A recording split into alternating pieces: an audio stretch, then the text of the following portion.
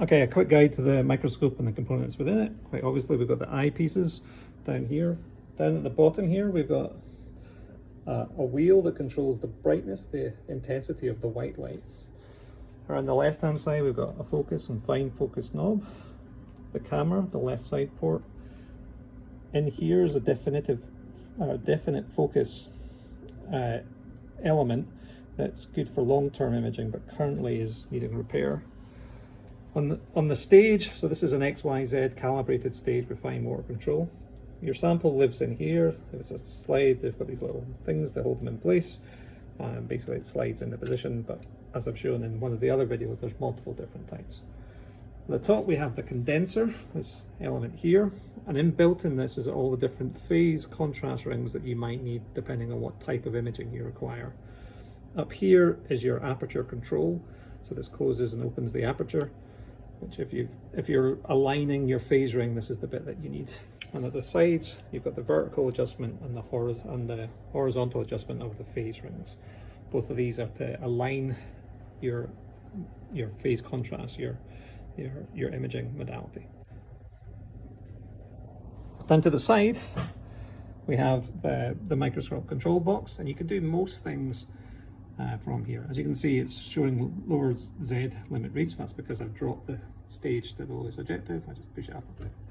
On the main landing point you can turn on the transmitted light, so that's the white light.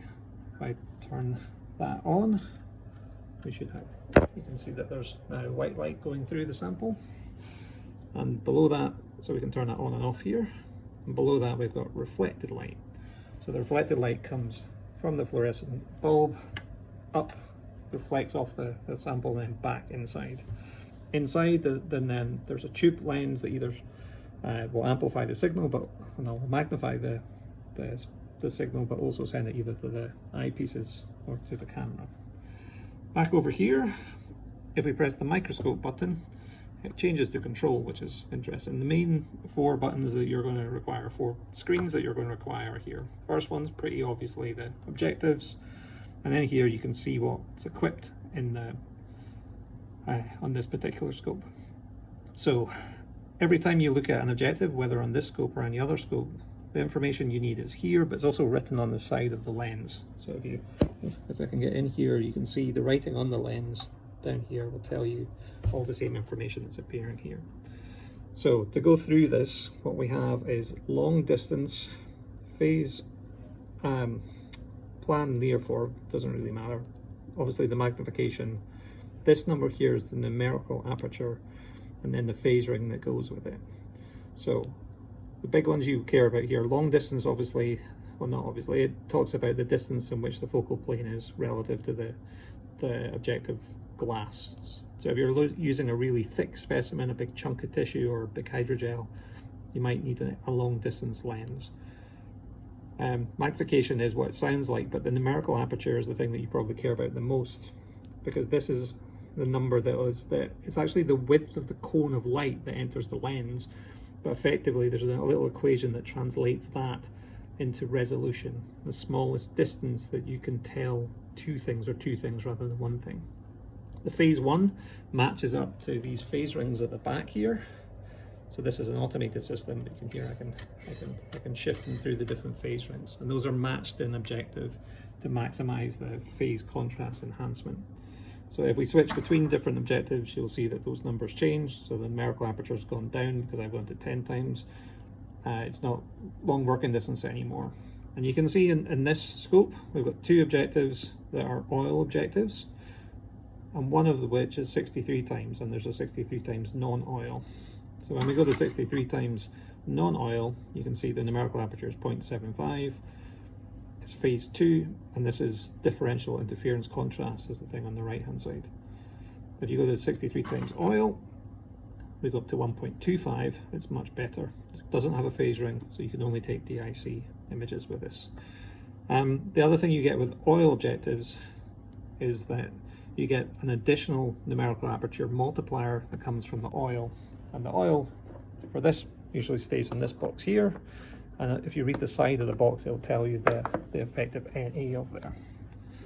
The reason I bang on about NA here, numerical aperture, this number, is because people always think about just the 63, but the fact is this is a lens with which you'll get better resolution than this one. But this one is clearly air, well not, it's an air objective, and it's a long working distance objective. So you choose the objective based on the experiment you need to do. Okay, that's pretty much the complicated bit. The rest is really obvious. So the reflector, we have 3 different positions. Rhodamine, green fluorescent protein DAPI, is basically putting in the filters that match up with red, green, or blue. And then Psi5, which you won't be able to see with your eyes, but it's far red. If you need to do differential interference contrast or transmitted light, this is the button you'd press for that. The Optivar, most people don't adjust, but you can actually multiply the objective by 1.6 if you select the 1.6. So I would suggest that if whatever experiment you're doing, you're likely going to be comparing sample X versus sample Y. If you use the Optivar, make sure you use it all the time. This is basically another lens inside the objective, inside the case of the microscope that'll do it. But the button you'll press most often, well, you press the reflector most often. The other one you press frequently is the light path button, and from that you can switch from left to right. You can basically go from the side port, which is where the camera is, or to the eyepieces. So if you want to look at something and then put it on the screen, you're going to swap left to right. All these buttons, everything that's here, is actually in Zen as well. So on the locate tab, top first thing you come to, you can select the different colors like we're doing on the buttons here. Psi3 is far red. Psi3 is rhodamine, is red. Psi5 is far red. You can put things to the camera, and down here, all this bit that looks complicated is actually all the same button. So this is selecting the different things inside. This is selecting the objective. You can probably hear it's just changed. Oh, sorry, I was off camera. This button here changes the objective. This controls the brightness of the white light. This controls whether or not that the fluorescent light is open or not, and whether it's open or closed. You can see I'm pressing the button and we're changing the thing here. So it all connects to each other. So would you use whichever one you prefer. I like this because usually I'm looking down the scope, and I like the box because usually I'm looking down the objectives using this with my right hand. Okay, so with all that in mind, you think about your specimen and what you want to do. You select the appropriate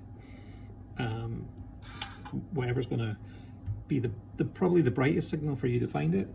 You use this to adjust the X and Z to move the stage around. You go and find your specimen, and then you set it to eyepieces to bring it to the eyes and therefore look at it to get it into focus.